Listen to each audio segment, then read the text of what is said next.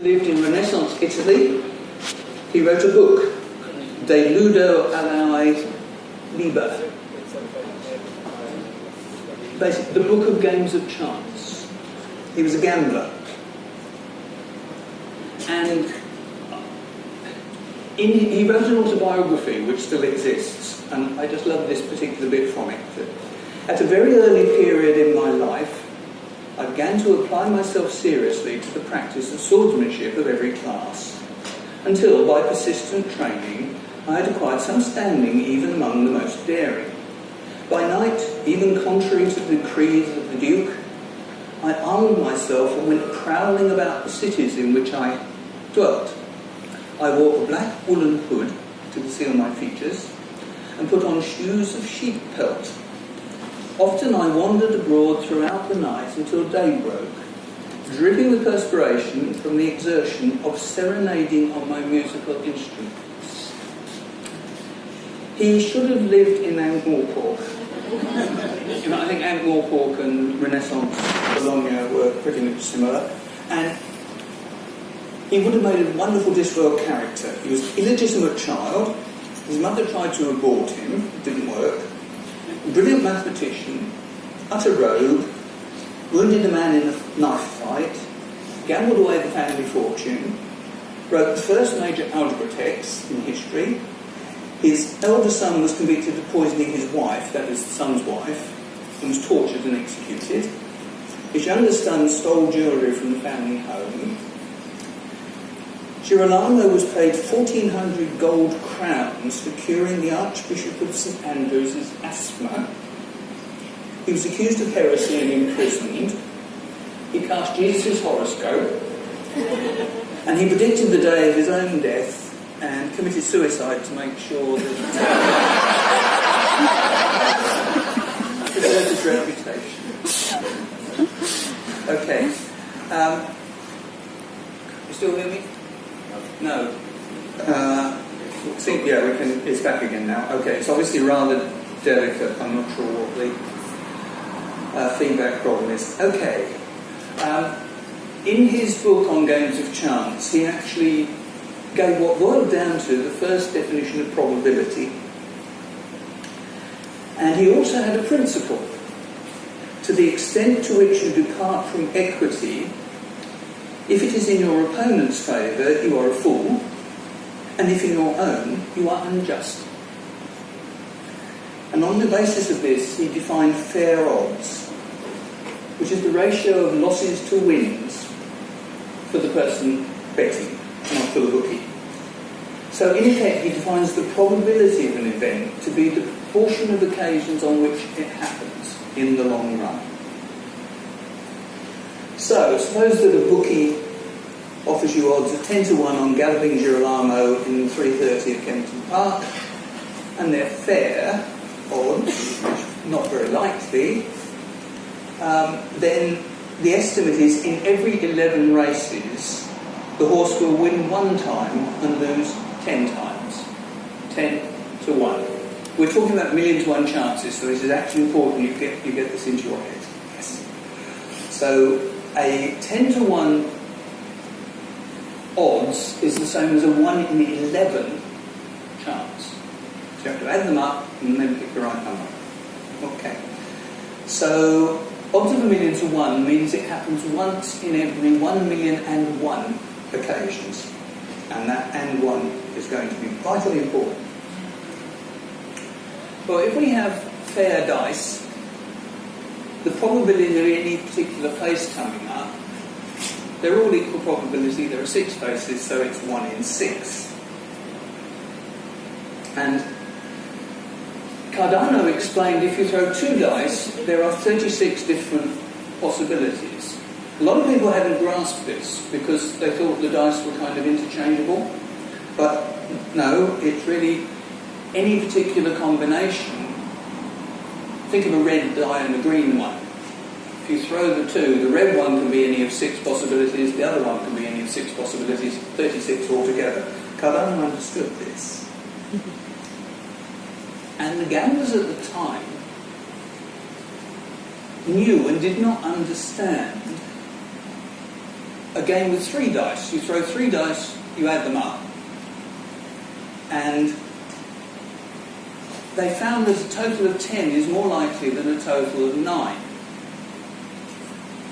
But when they counted the number of different ways of getting 10 or 9, they got the same number. Because there are 6 ways to get a total of 10. 1 plus 4 plus 5 and so on. And there are 6 ways to get a total of 9. So how come 10 comes up more often? Well, Cardone says, look, it's not the number of ways to get the sum, it's the number of differently ordered ways to get the sum. And when you do that, there are 27 ways to get 10 and only 25 ways to get 9. So the probability is slightly higher for 10. He's really the first person to understand this point. So he's a clever man. He, as I say, defined the probability of an event as the frequency with which it happens, the proportion of times it will happen in the long run. It's a wonderful book. It wasn't published during his lifetime. It was published as part of his collected works later. Okay, whenever a picture like this comes up, it's a change of scene. So, I want to talk to you about Twyla and Gawain. Well, actually, I want not to talk about Twyla and Gawain. You'll remember these. They're the children of the Gator family, and Susan Stow-Hellick was governess. And as Turtle Recall says, the names show the damage that can be done when untrained people are let loose with a book of baby names. Okay. Now, we know that Twyla was a girl and Gawain was a boy, because Terry told us so. But sometimes this information may not be available, and then we have a probability puzzle. So, not the Gator family, but the Spats. The Spats have 2 children, and no more, and you're told at least one of the children is a girl.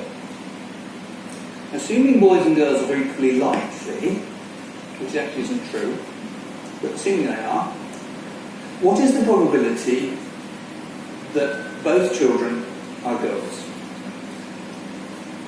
Okay? They've got 2 children, one is a girl.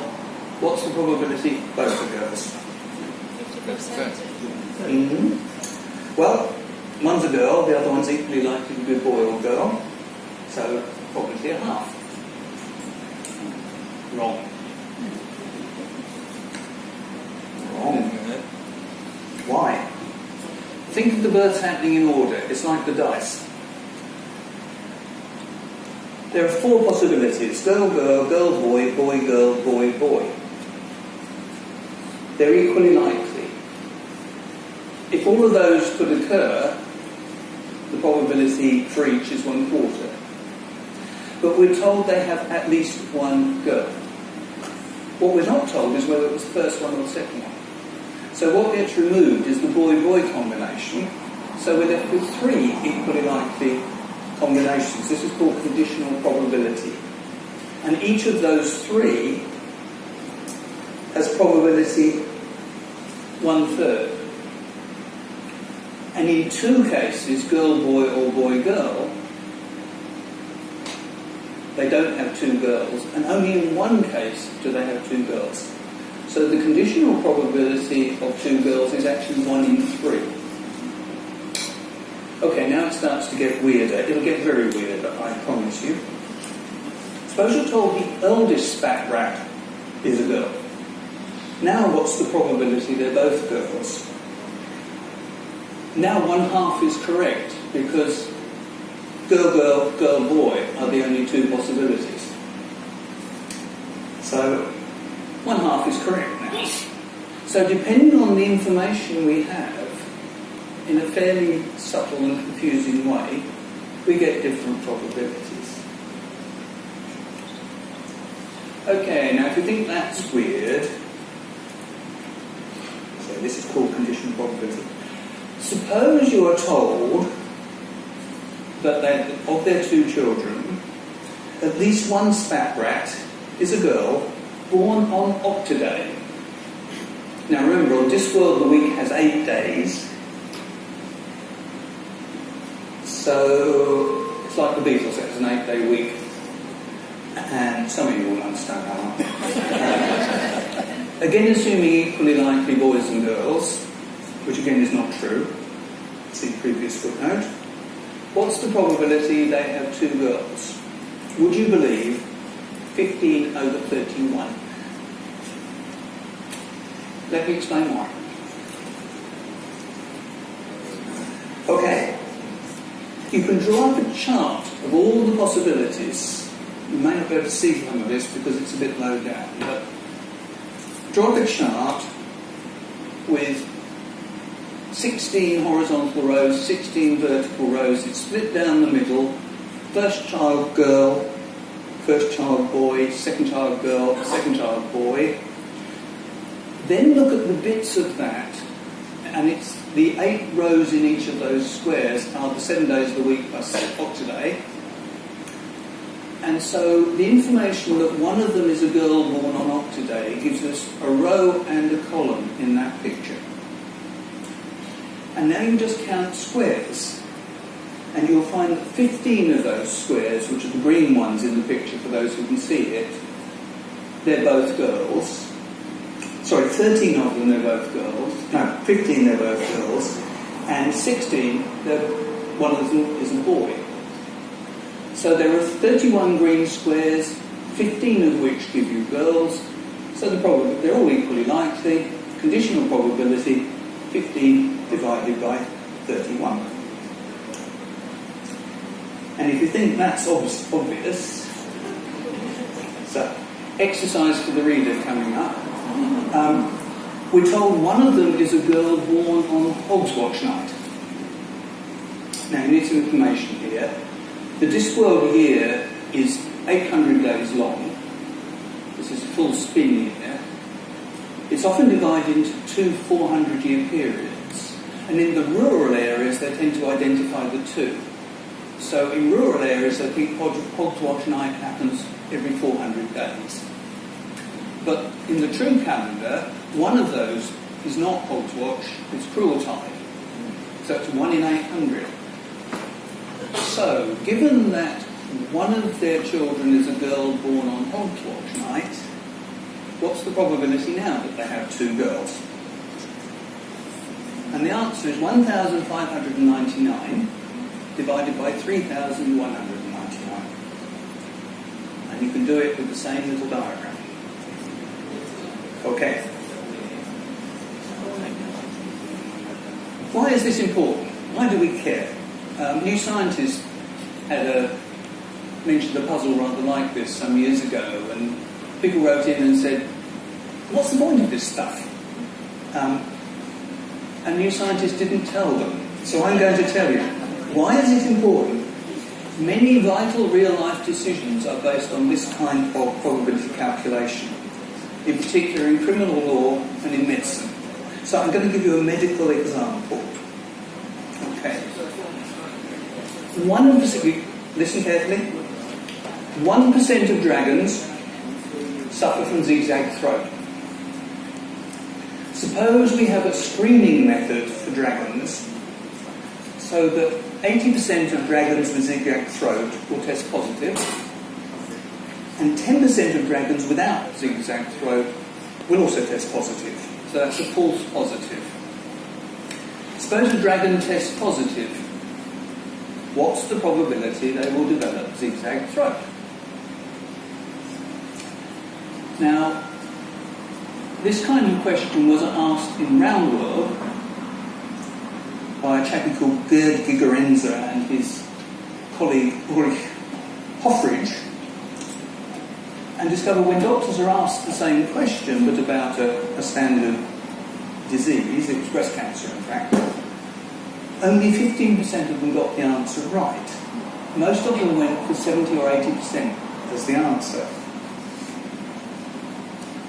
In fact, the correct figure is 8 over 107, as I'm sure you've all intuited, which is about 7.5%. So instead of 80%, it's actually 7.5%. Why? Well, we can use the formula, which most of you fortunately can't see, or we can consider a typical sample of 1,000 dragons. Okay, it doesn't matter what the sample is, I'm just going to use it to calculate the proportions. Okay. So, of these 1,000 dragons, 10 have zigzag throat, 8 of which will be picked up by the test. Of the remaining 990 dragons, 99 will test positive, but not have zigzag throat. In total, 8 plus 99 is 107, of which only 8 actually have zigzag throat. So it's 8 over 107. What's happening here is that although the test is pretty accurate for the patients that suffer from the disease, there's a huge number who don't, and high rate of false positives, and that swamps the true ones. And it basically means the test is not terribly useful. So it's important in this world as well as in Discworld.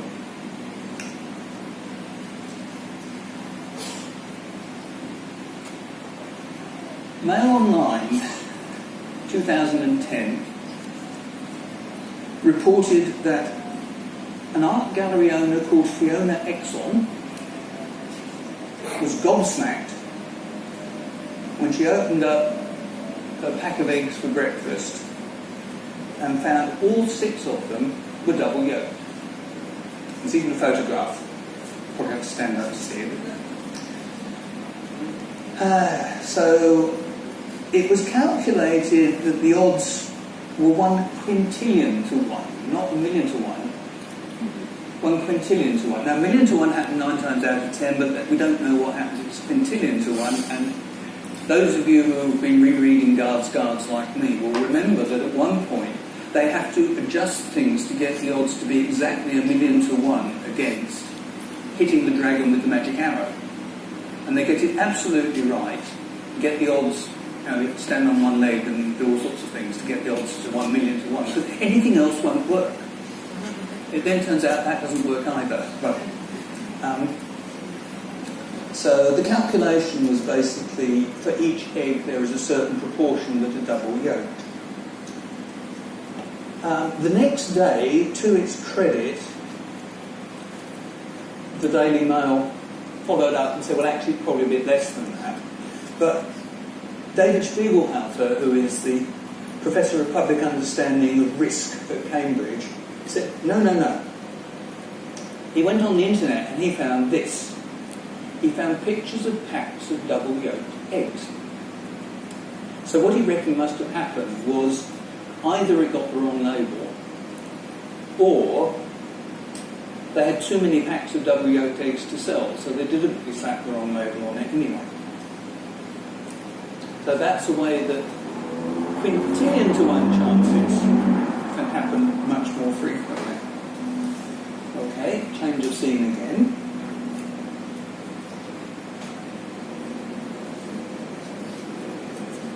Let's play, it was called Let's Make a Deal, but it's the Monty Hall show. And I want to whiz you through this because we're going to do it again for Discworld in a minute. So, the Monty Hall show is, it's not Where's My Cow, it's Where's My Goat. It's the show where there are 3 doors, and behind one of the doors is the star prize of a red sports car, and behind the other 2 are the movie prizes of the goat. And we all know this. So, you're shown these 3 doors, choose a door. If it conceals the car, you win the car. If it's a goat, you get the goat. But the extra feature of this was once you've chosen,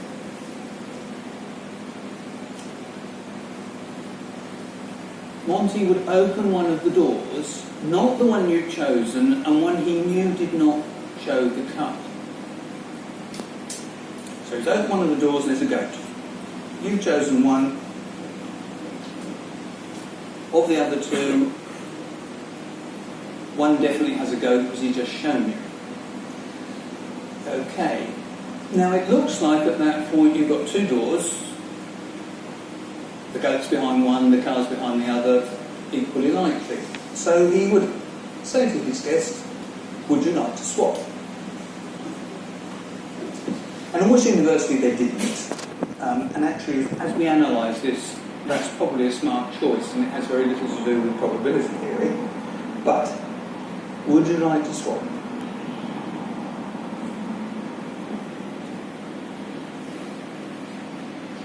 The answer to that depends on how he actually does this. And I'm going to assume that on every occasion he offers this choice. He lets you swap. Because if that's not the case, he could only offer you the choice of swapping when he knows you've got the car. And then you'd always get it wrong if you swapped. Okay? So we have to assume something about the protocol he's following. And the interesting one is if everybody gets offered this choice. Okay, so we've got three doors. We choose one. Maybe it's got the car. Maybe we chose the wrong door and got the goat. Maybe it was arranged like that. Maybe not. Here are the three doors. Choose. Okay, suppose we choose door one. So there are two other doors. Only one has the car, or possibly neither. So Monty can open one of the doors and say, goat.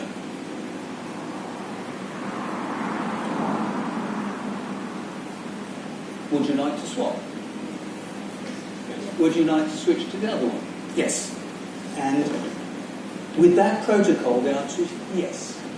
And the reason is, whatever the arrangement of cars and goats, the door you chose is right one time out of three. So if you stick to your original choice, it's still right one time out of three. And when the goat is eliminated, there are two doors, but the one you chose is right one time out of three. So the other one's right two times out of three. It's another conditional probability. And it's true. There's a goat behind door three, but they're not equally likely because of the way it was set up. Originally, door one was right one time in three. After we've opened a door not containing a goat, it's still right one time in three, so it was wrong two times in three, so swapping wins. And actually this is true. Of course it's not that simple, and that's what the show depended on. He doesn't have to offer you that choice. So he can read the odds. And basically the probability of getting the car can be pretty much anything, depending on how he goes about it. Right. So before we get to the Discworld version, hot off the press from the mathematicians, are fair coins fair? What are the probabilities about tossing a fair coin? Heads, probability a half. Tails, probability a half. Okay? Well, some mathematicians looked at this. I say hot off the press, it was 2007, which is not too far away. And Percy Diaconis, who is also a magician, and a couple of colleagues looked at the dynamics of coin tossing. And they invented a coin tossing machine. And they made this so precise that you could put the coin on the machine, press the button, and it would flip the coin, and it would always land exactly the same way up. So with very carefully controlled flipping, the dynamics of the coin, actually you can predict what it's going to do. So it's not random at all. So if you put it heads up, push the button, heads. Put it tails up, push the button, tails. So it's a predetermined mechanical process. But of course, in reality, there are slight errors. When I toss a coin, I'm not a mechanical device. And I can't keep tossing it exactly the same way. Also, it depends which way up you put the coin before you toss it. And what they found was, in the usual manner that people toss coins, it will land the same way up that it started 51% of the time, and the other way up 49% of the time. So it's very slightly likely to land the same way up as when it was tossed. What about landing on it? It's so much more food. We ignore that one, yeah. I actually did this on television years ago with a kid tossing a very large coin, rather thick one, in a frying pan. And she tossed it and it came down on it. Yeah, 1 to 1 chances happen 9 times out of 10. It's narrativia. In practice,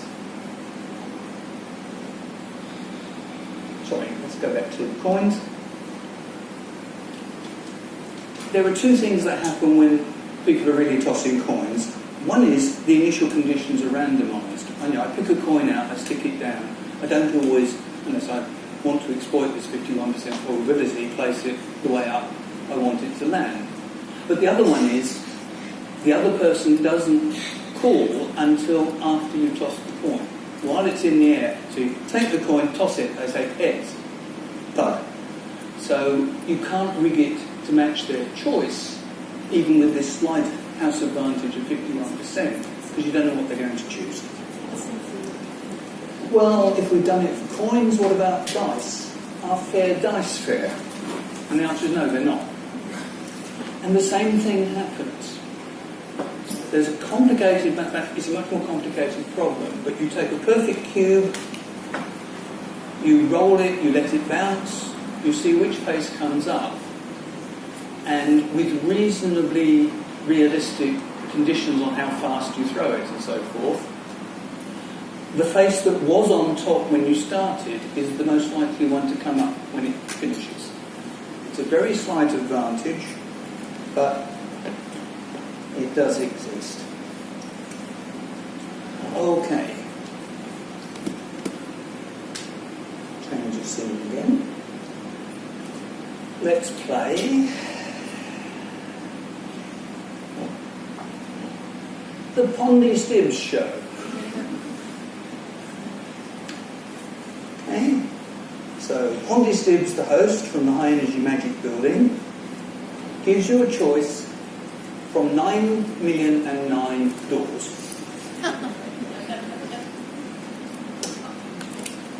Behind 9 of the doors is a goat. Now, as everyone knows on Discworld, a goat is a very valuable animal. Everyone is desperate to get the goat. This is the star prize. There are 9 of them. Behind the other 9,000,000 doors are the booby prize of a piece of dwarf bread. Just. That's not a good idea. So, 9 doors, goat. 9,000,000 doors, dwarf bread. You choose one door. The odds of getting the goat are 1,000,000 to 1. 9,000,000 to 9, it's the same as 1,000,000 to 1. Right. So I've managed to rig this so that we've got 1,000,000 to 1 chance here. And remember, dwarves have different opinions of this, but the rest of them want the goat. Set the troll. So, you make your choice, and then the host, Pondy Stibbs, opens 8,999,999 doors, behind each of which is dwarf bread, because he knows where they are. Well done, show. Yeah? Oh, he does it quite fast, it's magic, you know. So after he's done this, there are 10 doors left. You chose 1. and 9 of them contain goats, and 1 contains dwarf bread. So you chose that one out of 9,000,009. Pontystids left the other 9 closed, and they're all dwarf. He opened ones that are dwarf bread, so you know that the goats are still there. Okay, so nearly all of these are goats. Sorry. So 9 of them are goats, and 1 is possibly not. So 10 doors, 9 hide a goat, 1 door hides dwarf bread. If you were to choose a door at random at this point, the chance of getting a goat ought to be 9 times out of 10. You originally chose 1, which is carefully avoided opening. The chance that hides the goat is what it was before you when you chose it. 1 in a million. And 1. So, choosing at random from the doors, you get the star prize of a goat 9 times out of 10, if you change your mind. On the other hand, the one you chose originally, it's 1,000,000 to 1 odds that it's not the goat. And Pontystids then says, would you like to swap? And again the answer is, well, don't swap. 1 in 1,000,001 chance it's right. Do swap, 9 out of 10 that it's right.